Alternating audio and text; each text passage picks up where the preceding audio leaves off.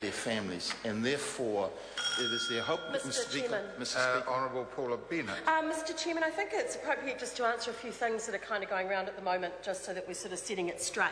So let's get a few. One, I think that member should read Hansard perhaps, and his kind of sympathy 5 minutes that he's taken up in, quite frankly, being certainly not factual about what was said by me or my interpretation of young people that are out there and actually doing the best they can, and instead trying to make it sound like we're sort of patronising and putting them into some sort of box is simply untrue.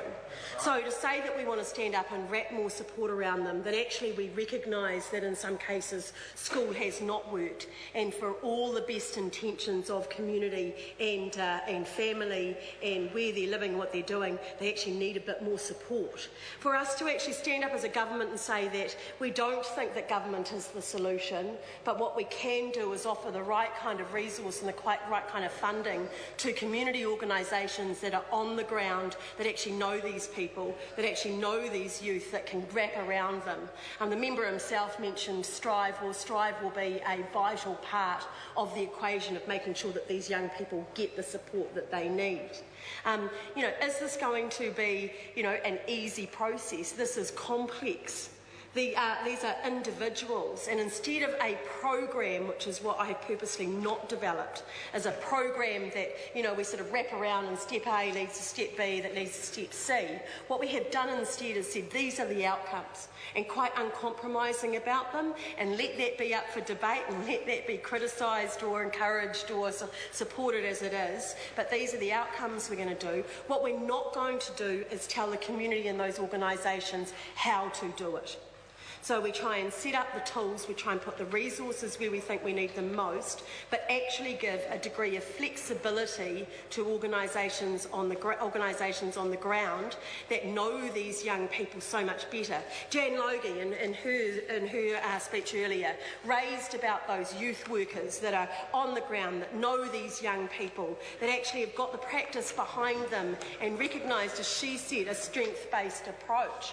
I'm putting enough faith in these organisations that have been through a rigorous a way to get into actually being one of the chosen organisations, that they have got that degree of flexibility, that they do work from a strength-based model. That's why we ain't got government doing it, to be quite blunt. It needs people on the ground that sees these kids as individuals and not as a number. That has, yes, we have absolute outcomes that we want from them, but how they do it is up to them. Let them actually think bigger and think wider than what we can as government, where we get quite restricted in bureaucracy and rules and the steps that we must take.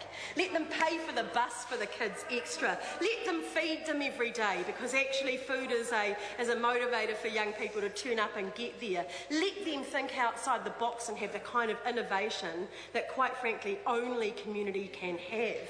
And that's the kind of backing that we're trying to give them.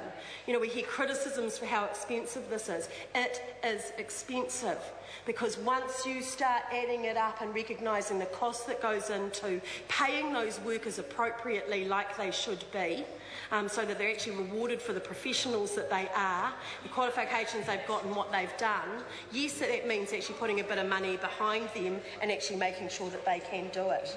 As I've said, I am not going to apologise for NCEA 2 being our goal. Will everyone get there? No. But it is a goal of ours that we are working them towards education. Not if you're paying appropriately, they will not pick the kids that will get there easily. They will actually get paid much more for the ones that need it. Can I just pick up also on what Ms Martin said, which was you can't take a community-based model and roll it out nationally. And at some level I agree. So if we could not pick up the Otrahonga model and replicate that in South Auckland, you just can't. You cannot take the actual model and the components. What we have done, though, is taken the key components and the evidence base behind it and are actually rolling that out with a stronger model that goes along beside it, that recognises the value and the cost that goes into getting this stuff right. So we have got the best of what we know, the best of what was proven that will work. We are going to put the model behind it. We are going to put a lot of trust and responsibility in those community organisations that work on the ground, while working alongside of them and making sure that we fund and support them appropriately. Thank you, Mr. Chair. Thank you for allowing me to speak